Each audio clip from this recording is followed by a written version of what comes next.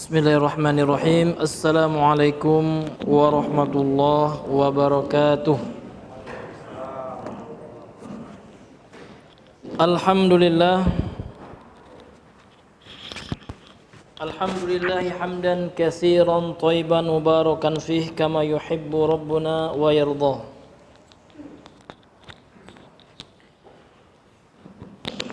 Ashhadu an la ilaha illallah wahdahu la syarika lah wa ashhadu anna Muhammadan abduhu wa rasuluh.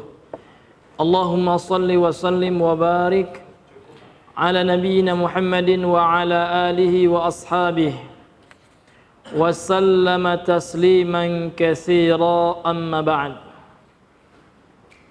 Qala Allah ta'ala fil Qur'anil Karim, a'udzu billahi minasy syaithanir rajim. Ya ayyuhalladzina amanu taqullaha haqqa tuqatih wa la tamutunna illa wa antum muslimun. Ikhwani wa akhwati fillah, jamaah kaum muslimin yang semoga dirahmati oleh Allah. Selalu tidak bosan-bosannya kita memuji Allah Subhanahu wa taala dalam rangka untuk mensyukuri seluruh nikmat yang telah Allah berikan kepada kita. Kemudian salawat dan salam kepada Nabi besar Muhammad sallallahu alaihi wasallam. Allahumma salli ala Muhammad wa ala ali Muhammad. Hadirin yang dimuliakan oleh Allah Subhanahu wa taala. Di dalam Islam, seseorang dikatakan sudah memperoleh kehidupan dunia itu simpel dan gampang sekali.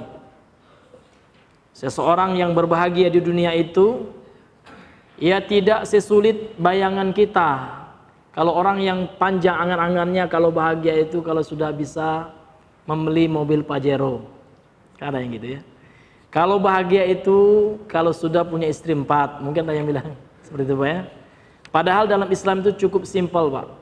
Makanya kita renungi sabda Nabi sallallahu alaihi wasallam dalam sebuah hadis yang diriwayatkan oleh Imam At-Tirmidzi, dan kemudian beliau mengatakan hadis hasan dan juga dikeluarkan oleh Imam Ibnu Hibban dalam sahihnya, Sahih Ibnu Hibban, yang mana Rasul sallallahu alaihi wasallam bersabda, "Man asbaha minkum mu'afan fi jasadih wa aminan fi sirbih wa 'indahu qutu yaumihi faka'annama hizalahud dunya." Kata Nabi SAW yang artinya, man asbaha minkum mu'afan fi jasadihi, siapa saja di antara kalian yang sehat jasadnya gitu. Wa aminan fi sirbihi, dan dia damai, aman di dalam kehidupannya, dirinya aman, di rumahnya aman, negaranya tentram, damai. Wa indahu qutu yaumi, dan dia memiliki makanan hari itu ya, yang dia sedang hidup di hari tersebut. Misalkan dia sedang di hari Kamis, di hari Kamis itu sudah ada makan Pak. Entar yang hari Jumatnya serahkan kepada Allah gitu. Kalau sudah ada makanannya, cukup makanan anak istrinya, maka Rasul mengatakan faka'annama hizalahud dunya, seolah-olah orang yang seperti ini sudah diberikan baginya dunia. Dia sudah mendapatkan kesenangan dunia. Itu saja sebenarnya dunia itu, badan sehat. Kalau seandainya kita sekarang Pak, misalkan saudara kita punya banyak uang Pak, mobilnya Masya Allah banyak, hartanya, tanahnya berhektar-hektar, tapi dia sakit, stroke di rumah sakit, koma ya, ini bukan orang yang bahagia. Kalau seandainya dia banyak hartanya, ya kan, sehat badannya, ternyata dia tinggal di Suriah ya. Setiap hari dia harus ya merasa kalau ya tiba-tiba ada peluru nyasar menembus dadanya, kan tidak juga Pak. Maka nikmat keamanan itu sangat luar biasa. Kemudian dia punya makanan yang akan dia makan hari ini ya, hari yang dia tinggal pada hari tersebut, maka faka'annama hizalahu dunya, seolah-olah sudah diberikan baginya dunia ini. Terkait dengan keamanan Pak, ini perkara yang penting Pak. Makanya ulama Ahlus Sunnah mulai ya, dari salafnya, mulai dari tabi'innya sampai sekarang, maka menciptakan kedamaian di suatu negeri ini sangat diutamakan. Sehingga segala cara, segala pintu, segala sebab yang bisa menghilangkan nikmat damai tersebut ini sudah di-cut, ya, sudah ada tindakan preventif, ya, pencegahan daripada ulama kita, sehingga mencela para ulama, mencela pemerintah itu tidak boleh dalam Islam. Kenapa, Pak? Karena pemerintah punya power. Kalau pemerintahnya tersinggung, ya, yang mencela pun, ya, meluapkan api amarahnya, maka di situ, ya, akan terjadi peperangan dan hal-hal yang bisa merusak kedamaian. Sehingganya di dalam akidah kita, kita wajib taat kepada pemimpin walaupun pemimpin itu zalim. Ini bukan kata saya, Pak, ya, kata para ulama kita. Di antaranya Al-Imam At-Tahawi dalam kitabnya yang fenomenal, Aqidat Tahawiyah. Ini termasuk referensi Ahlussunnah wal Jamaah. Kata beliau, wala narul khuruja ala a'immatina wa wulati umurina wa injaru. Kami tidak melihat, maksudnya kami tidaklah berpendapat, enggak boleh gitu menurut akidah Ahlussunnah wal Jamaah, al khuruja ala a'immatina, keluar dari ketaatan pemimpin-pemimpin kami, wa wulati umurina, dan orang-orang yang menguasai permasalahan kami, yakni para waliul amr gitu. Wa injaru, meskipun mereka itu zalim, meskipun mereka itu melakukan kezaliman dan kemaksiatan. Wa nad'u wa la nad'u alaihim, kemudian kami tidak mendoakan keburukan kepada mereka. Wala nanzi'u yadan min ta'atihim, kemudian kami tidaklah mengangkat, mencabut tangan, yakni dari ketaatan kepada mereka, tidak. Wa nara anna ta'atahum min ta'atillahi azza wa jalla faridatan man lam ya'muru bi ma'siyatin, dan kami menganggap bahwasanya ketaatan kepada pemerintah tersebut min ta'atillah azza wa jalla, termasuk bentuk ketaatan kepada Allah azza wa jalla. Faridatan, hukumnya faridah, wajib. Ma lam ya'muru bi ma'siyatin, selama pemerintah tersebut tidak memerintahkan kepada kemaksiatan. Wa nad'u lahum bis-salahi wal mu'afah, dan kami senantiasa mendoakan kebaikan, kemaslahatan, kemudian kebaikan bagi pemerintah, gitu, Pak. Walaupun pemerintah zalim, gitu. Karena akan menimbulkan hal-hal yang bisa merusak, ya, Pak, ya, kedamaian kalau seandainya seseorang itu melakukan provokator. Lihat dahulu, ya, ketika terjadi pemberontakan, jangan jauh-jauh, ya, Pak, ya, di Padang saja ketika masa peri-peri, Pak, ya, jadi orang Padang dulu pernah di zaman Bapak Soekarno, ya, melakukan pemberontakan gitu. Iya, ayah saya yang bercerita tuh, itu, Pak, nggak aman gitu. Bahkan di kampungnya ayah saya itu setiap rumah orang tuh buat lubang gitu, kalau ada tentara pusat menyerang gitu, ya, mereka bersembunyi dalam lubang tersebut. Ini akibat dari provokator, ya, provokatif, orang-orang yang tidak bertanggung jawab, sehingga yang kena adalah orang yang tidak berdosa, yang tidak tahu menahu rakyat sipil, Pak. Ini luar biasa. Maka Ahlussunnah wal Jamaah, akidah Islam yang benar, ya, kita disuruh bersabar gitu, bersabar terhadap, ya, kezaliman pemerintah. Bagaimana merubah pemerintah? Yang merubah bukan kita, Pak, Allah. Ya, Allah lah yang akan memberikan kekuasaan bagi kita kalau seandainya kita melaksanakan perintah Allah dan menjauhi larangannya, mentauhidkan Allah gitu. Karena pertolongan Allah itu datang ketika kita mentauhidkan Allah. Namun ketika banyak kesyirikan, disitulah nantinya salah satu dampak buruk daripada kesyirikan, kebid'ahan yang dilakukan oleh seseorang, Allah akan berikan baginya pemimpin yang zalim. Sebenarnya pimpinan yang zalim itu ada cerminan dari masyarakat yang rakus, ya, yang juga berbuat zalim gitu. Maka bagaimana cara memperbaikinya? Kita perbaiki diri kita sendiri, ya kan? Innallaha la yughayyiru biqaumin hatta yughayyiru ma bi anfusihim. Allah tidaklah mengubah suatu kaum, melainkan kaum itu harus merubah apa yang ada pada diri-diri mereka gitu. Maka kita perbaiki dulu kita gitu. Kita ingin pemerintah yang amanah, kita aja suka korupsi gitu. Iya, walaupun setaraf, ya, Terkadang setaraf yayasan pun terkadang nggak amanah juga gitu, ya kan? Atau setaraf RT ya. Bagaimana Allah akan memberikan pimpinan tertinggi yang adil gitu, Pak. Ini Bapak yang dirahmati oleh Allah. Baik, kita kembali melanjutkan pembahasan kita. Masih pada bab al-khaufu minasyirki, takut dari kesyirikan. Qala al-muallifu rahimahullahu taala, wa fil hadithi akhwafu ma akhafu alaikumus syirkul asgharu fasu'ila anhu faqala riya. Ini penggalan ya dari hadis yang cukup panjang. Dan di dalam hadis kata beliau, Rasulullah SAW telah bersabda, yang paling aku takutkan menimpa kalian adalah perbuatan syirik kecil. Fasu'ila anhu, lantas kemudian Nabi ditanya tentang syirik kecil tersebut, faqala riya, maka beliau menjawab adalah ar-riya. Akhrajahu Ahmad ya fi musnadihi wa Tabrani fi mu'jamihil kabir. Hadis ini dikeluarkan oleh Imam Ahmad dalam musnadnya, kemudian Imam At-Tabrani dalam kitabnya Mu'jam Al-Kabir ya. Kemudian kata Syekh Shalih Al-Fauzan hafizahullah taala, wa fil hadisi, dan di dalam hadis ini ai al-hadis alladzi rawahu al-Imam Ahmad wa Tabrani wa Ibnu Abi Ad-Dunya wal Baihaqi, yaitu dalam hadis ya, yang telah diriwayatkan oleh Imam Ahmad dalam musnadnya, Imam At-Tabrani, Imam Ibnu Abi Dunya, kemudian Imam Al-Baihaqi. Ini ya ulama-ulama yang mengeluarkan hadis ini.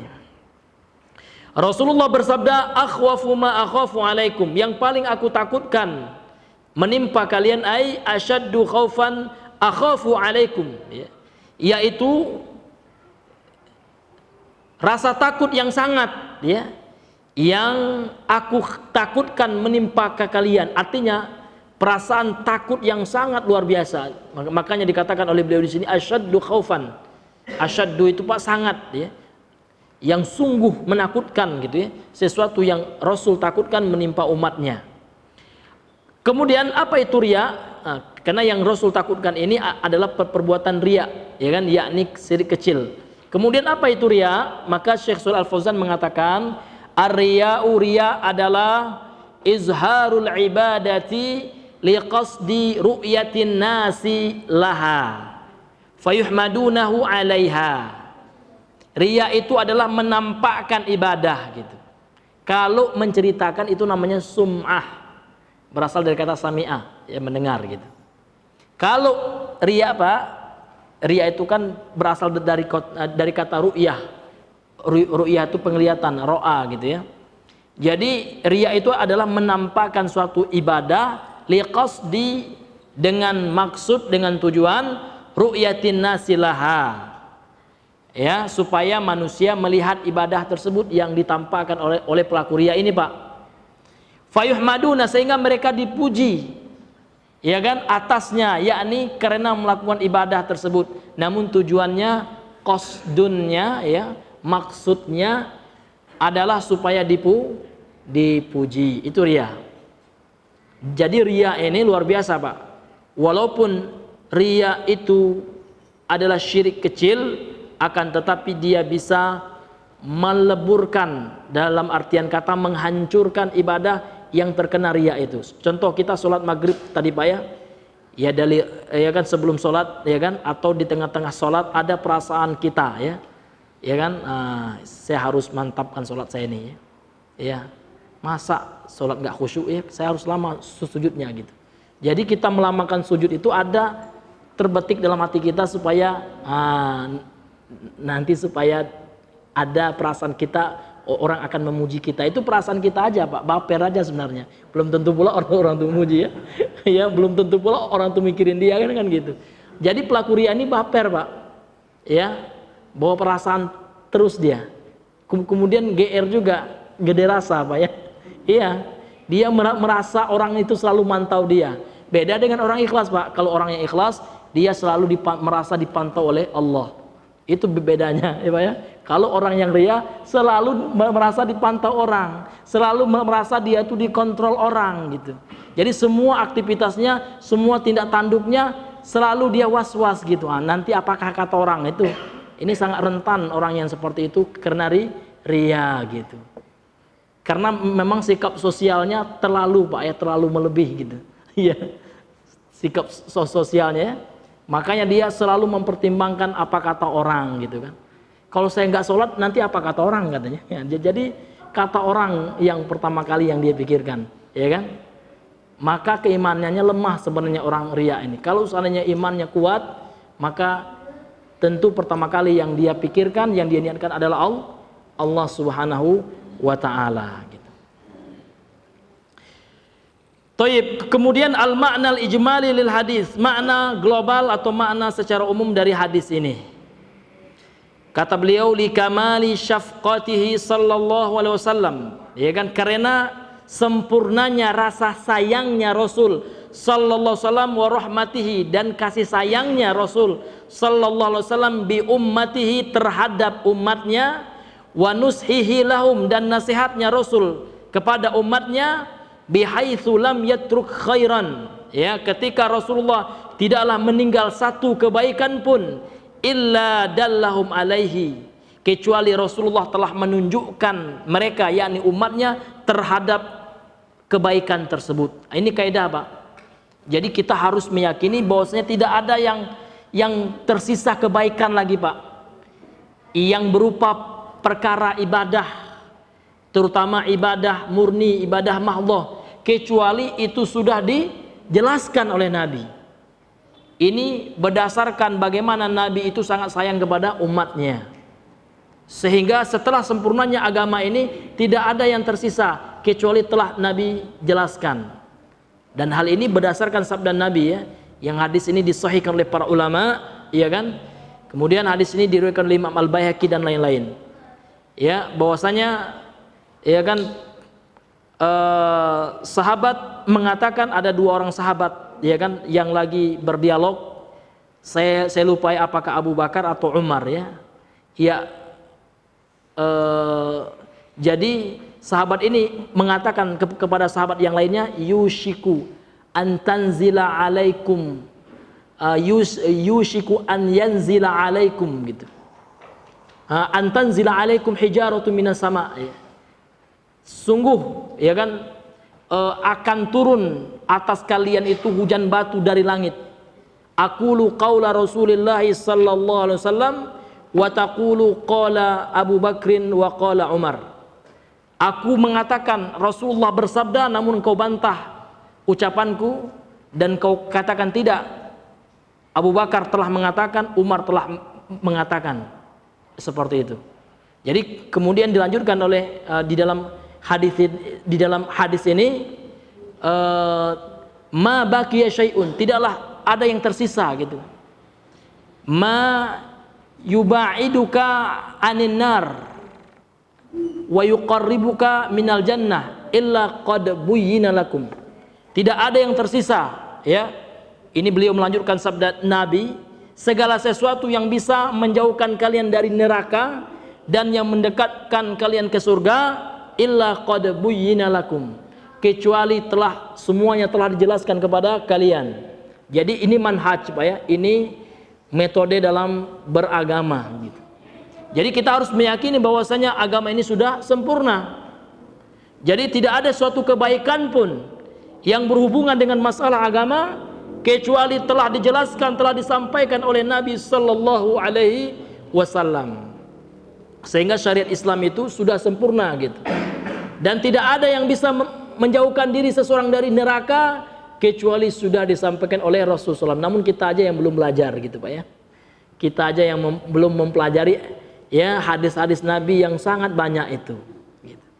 Jadi kesimpulannya agama Islam itu sudah sempurna. Jadi di antara bentuk sayangnya Rasul ya, dalam bentuk cintanya Rasul kepada umatnya dan bentuk nasihat ya kan Rasul kepada umatnya, maka beliau tidaklah meninggalkan kebaikan pun ya kepada umatnya kecuali umatnya itu sudah ditunjukkan kepada kebaikan tersebut. Kemudian kata beliau, wala syarron, dan tidaklah satu keburukan pun illa haddarahum minhu, kecuali Rasulullah telah memperingatkan mereka, telah memperingatkan umatnya dari keburukan tersebut. Dan diantaranya adalah syirik ini Pak. Ya, sehingganya Rasulullah sangat mengkhawatirkan dengan tingkat kekhawatiran yang sangat besar agar supaya umatnya tidak terjatuh ke dalam perbuatan syirik walaupun syirik kecil gitu. Namun dia berbahaya. Wa minasyarri alladhi haddara minhu hudzira minhu ad-dhuhuru bimadharil ibadati, dan di antara syirik yang diperingatkan darinya, yakni umatnya gitu, yakni menampakkan ibadah gitu. Al-dhuhur itu artinya menampakkan, menampilkan gitu Pak ya. Menampilkan ibadah, bimadharil ibadah, dengan penampilan ibadah. Jadi menampakkan sesuatu, menampilkan sesuatu yang mana yang ditampilkan itu adalah perkara ibadah. Maksudnya apa? Tujuannya apa dia menampilkan ibadahnya itu Pak? Liqasdi tahsili tsana'in nas, ya. Untuk ya maksud mendapatkan pujian manusia, gitu Pak. Litahsili tsana'in nas, untuk mendapatkan pujian manusia, itu maksudnya Pak. Sehingga pada dewasa ini Pak ada seorang syekh ya, syekh yang sangat besar ya, ilmu beliau masya Allah, pernah ke Indonesia juga ya. Ya, Syekh Sulaiman Ar-Ruhaili hafizahullah taala, pengajar di Jamiah Islamiyah. Jadi beliau mengatakan yang sangat aneh itu ya, yang saya saksikan ketika ibadah umroh atau haji itu, ada jamaah Indonesia katanya. Ya kan, pas dia lagi doa ya kan, selfie dia tuh katanya. Ya dikit-dikit selfie gitu Pak ya. Ini luar biasa rentan sekali Pak. Ya. Mungkin tujuan kita di awal-awal bagus kan, ini tujuannya supaya memotivasi orang gitu. Namun kan suatu ketika kan iman ini tidak stigna ya, tidak stabil gitu. Terkadang naik, terkadang turun, dan dikhawatirkan pas turun Pak, sehingga kita merasa kagum Pak ya. Kita share lah, kemudian di like orangnya, kita share lewat FB lah ya kan. Masya Allah, kata sudah ada lah, masya Allah, mantap saya. Itu Pak. Iya. Makanya para salaf dahulu itu luar biasa Pak. Ya kan, para salaf dahulu itu bahkan mereka mengatakan sembunyikan amalan kalian gitu. Sembunyikan kebaikan kalian sebagaimana kalian menyembunyikan keburukan kalian. Uktumu sayiatikum kama taktumu hasanatikum, kata mereka. Sembunyikanlah kebaikan kalian sebagaimana kalian menyembunyikan keburukan kita. Kalau kita sekarang kan enggak Pak. Kalau keburukan kita nomor satu Pak ya. Iya, lagi nggak ada orang ya, masya Allah, nonton dandut lah di HP ya. Lagi ada orang style ya, Ustadz Khalid nih, sebagai masya Allah, ini rajin pengajiannya. Tapi nggak ada orang ya, film India.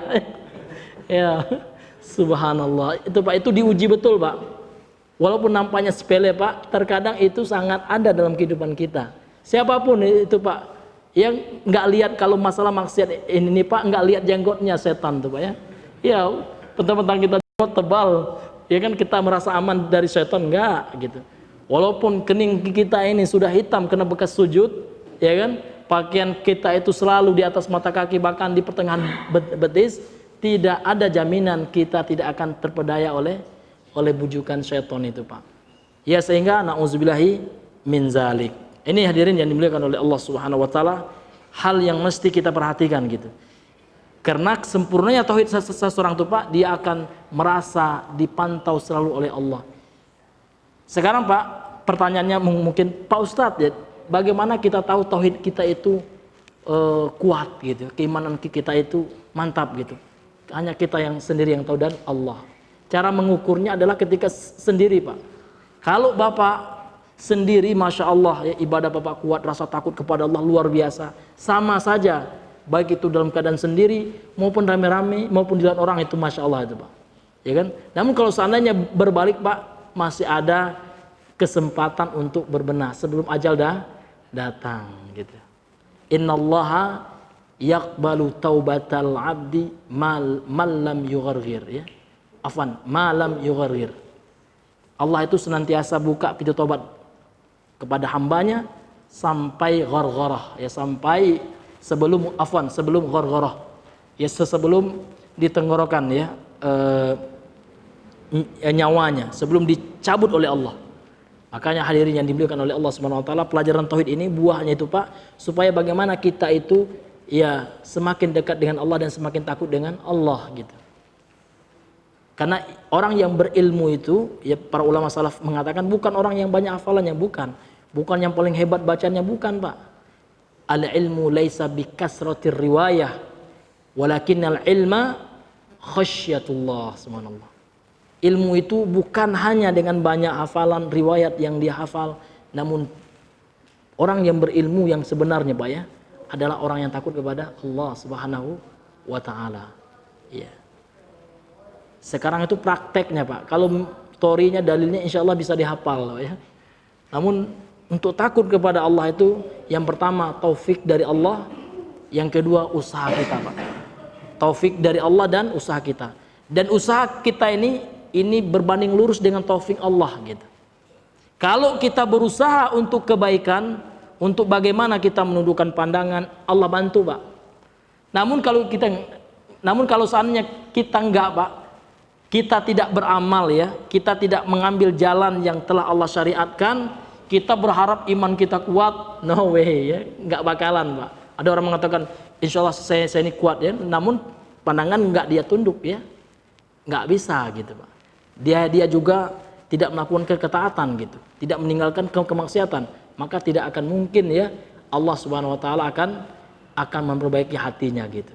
Maka usaha kita Pak, kita beramal soleh, melaksanakan perintah Allah, meninggalkan larangan Allah, ini sebenarnya usaha kita, dan dengan usaha itu Allah Subhanahu wa taala akan membimbing kita.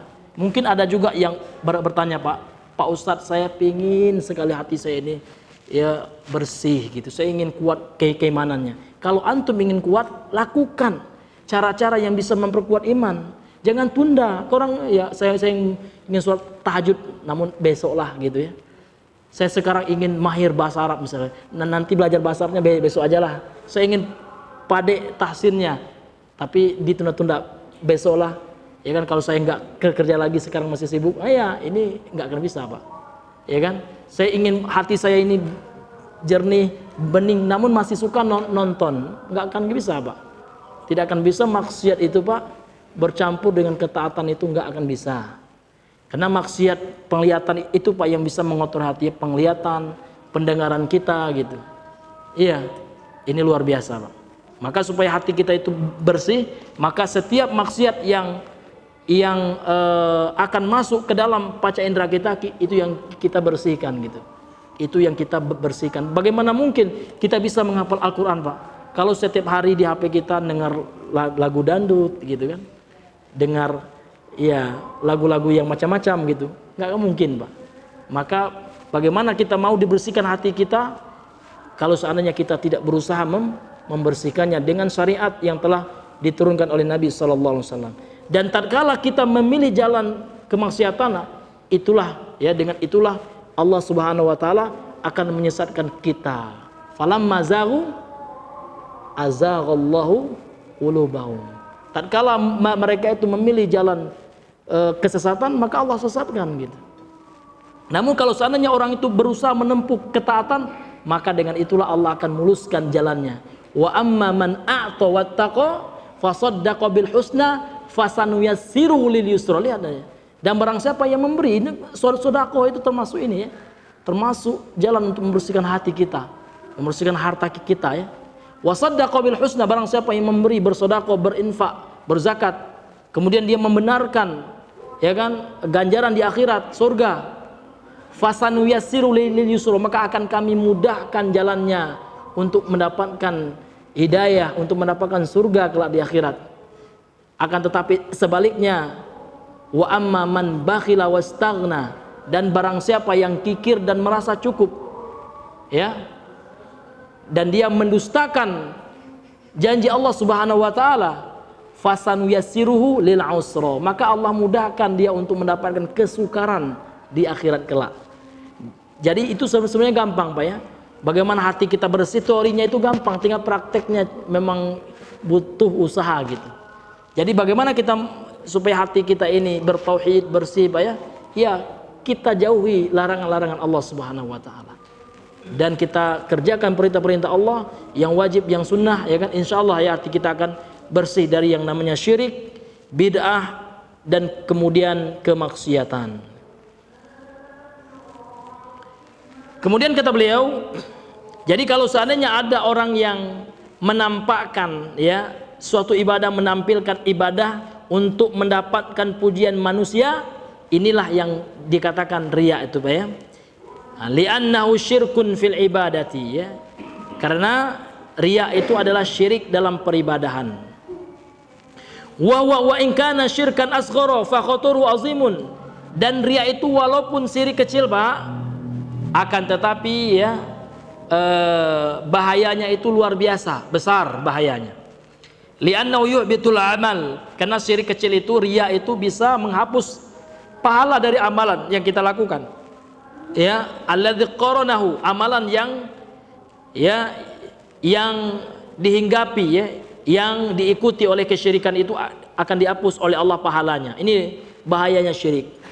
Kalau kita puasa, rupanya dalam puasa yang kita lakukan ada sedikit aja Pak, walaupun dikit Pak, sedikit pingin dipuji orang ya, maka yang kita dapatkan hanyalah al-ju' wal atash ya, lapar dan dahaga saja gitu ya.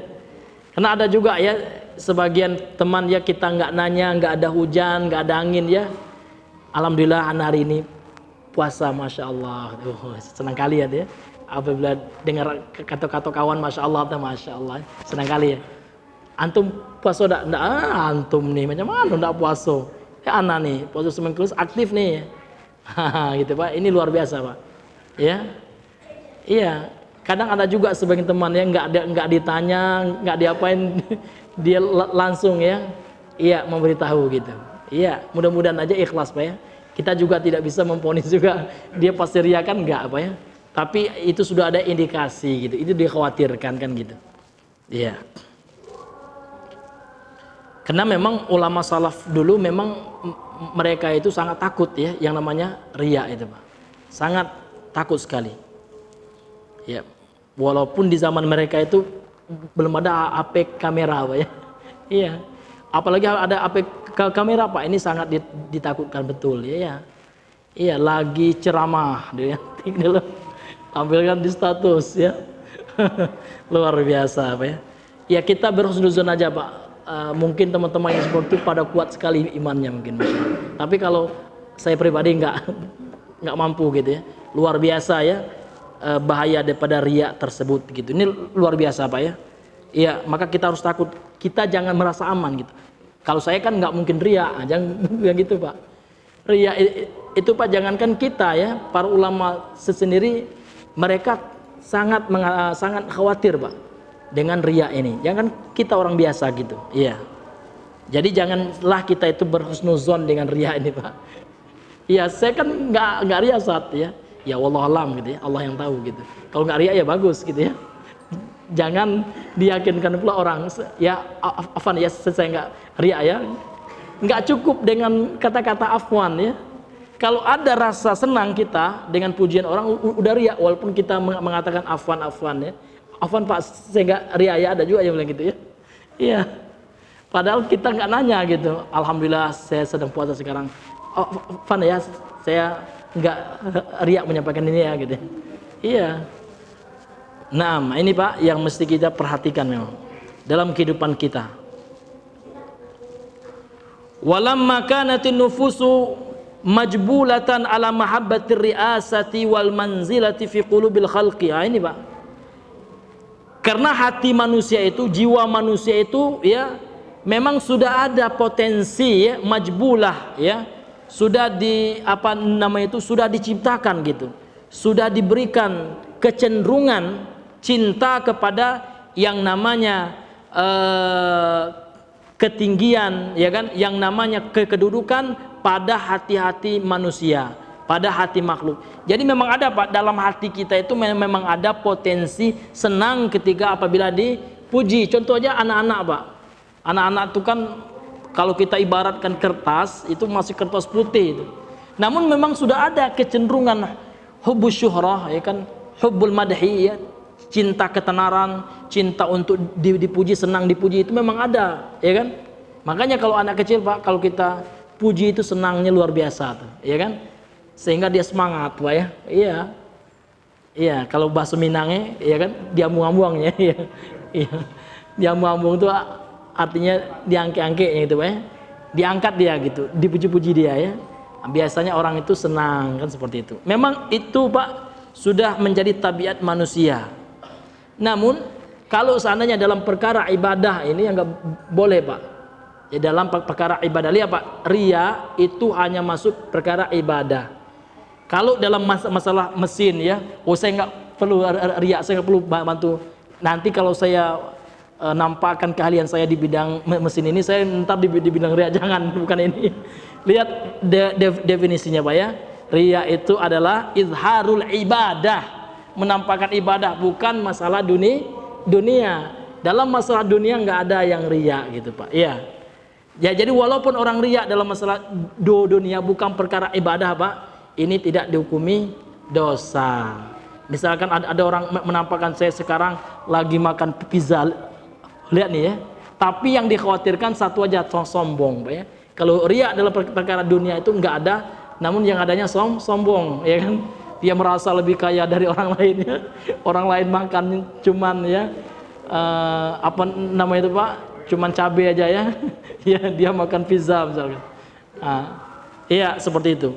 Jadi memang ria itu Pak, ya dalam masalah ibadah ya, bukan dalam masalah mubah, masalah keduniaan gitu Pak. Toib. Illa man sallamallahu kana hadza akhwafa ma yukhafu ala salihin ya, kecuali yang Allah selamatkan gitu. Iya. Karena hadza akhwafu ma yukhafu ala salihin, dan penyakit ria itu sangat ditakutkan ya, sangat ditakutkan gitu. Apa yang ditakutkan menimpa orang-orang saleh. Jadi ria ini Pak, ya memang banyak menimpa orang-orang yang saleh. Karena orang yang malas ibadah, apanya yang mau diriakan kan gitu Pak. Iya, memang dia malas salat. Jadi ria ini memang ya banyak menimpa orang saleh gitu, orang yang kuat ibadah gitu. Iya.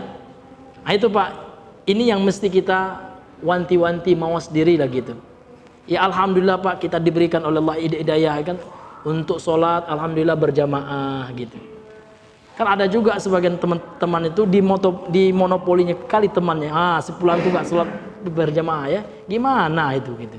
Ya itu nggak boleh juga Pak ya. Kalau kita lihat dia nggak sholat jamaah ya kita datang dia, kita nasihati tanpa harus membulinya ya kan, tanpa harus ya memperolok-oloknya. Boleh saja dia ada uzur gitu ya. Iya. Maka ini ya orang-orang soleh biasanya yang rentan dengan riya ini. Karena riya itu kan menampakkan ibadah, namun dengan tujuan pujian gitu. Tapi kalau orangnya malas ibadah, apanya yang mau ditampakkan gitu Pak? Dia tuh malas puasa ya kan? Iya. Nah, ini hadirin yang dimuliakan oleh Allah Subhanahu wa taala. Kemudian liquwati da'i ilaih, karena kuatnya penyeru kepada riya itu. Bi khilafid da'i ila syirkil akbar.